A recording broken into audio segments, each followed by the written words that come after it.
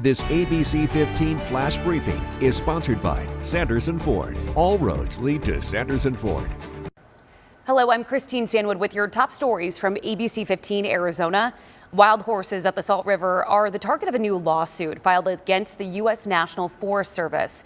A group of bird watchers, conservationists, and environmentalists asking for the Forest Service to get rid of 600 horses located in the lower Salt River area. They claim the horses are overgrazing and threatening the habitats of endangered species.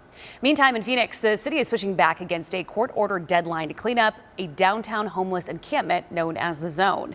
The city announcing its plans to appeal, but while that process plays out, they're also asking a judge to hit pause on the initial July 10th deadline to clean everything up.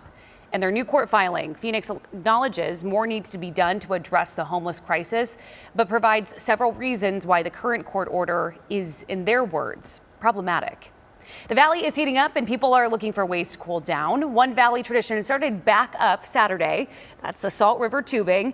We know it's now reopened for the season. But if you're going out there, there are some changes as the new owner takes over. Eleni Dow giving us a look at opening day and has what you need to know. It's a tradition people in the valley enjoy every summer. For some, Saturday is the first they ever hit the river. It's your first time tubing? What are you expecting? Sunburn. While others have quite some experience floating down the Salt River. When we moved here, we live in one of those 55 communities, and there was a group that got together, and I don't know how many years ago, 8 years ago or so, and we floated the river. It was so fun. It was like, now it's an annual thing. This year we're doing wristbands. Salt River Tubing is now under new management after 4 decades with the previous owner.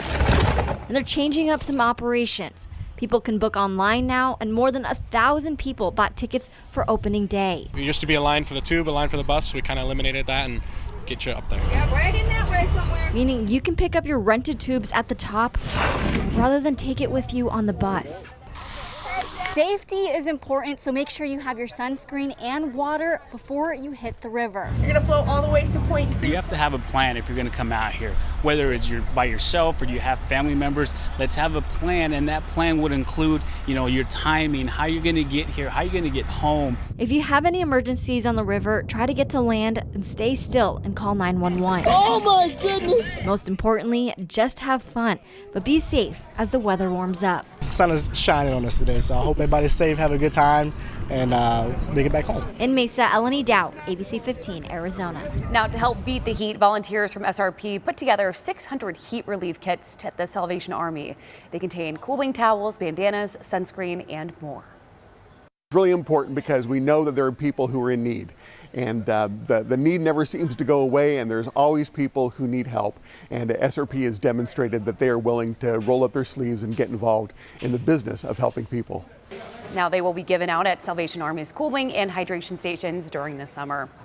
New public transportation options could be on the way in Maryville. The city of Phoenix is working with Valley Metro to identify a new possible light rail or rapid bus route through Maryville to the Loop 101. Their goal here is to build that alongside the future I-10 West light rail project, which would add light rail stops along the 10 to 75th Avenue in an attempt to cut down on peak hour traffic in the West Valley.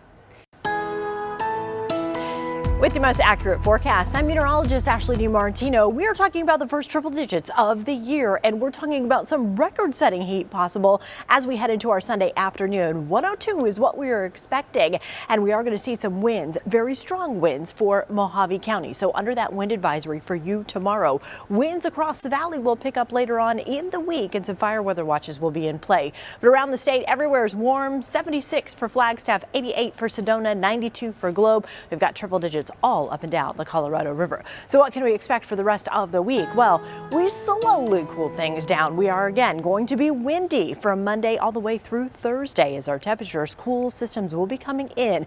So temperatures go from being well above where they should be for this time of year to actually being below normal by the time we get to Thursday with that expected high of 81. After that, though, we'll get right back up into those 90s by next Saturday. For the latest headlines, weather, and traffic, head to abc15.com or download the free ABC15 mobile app.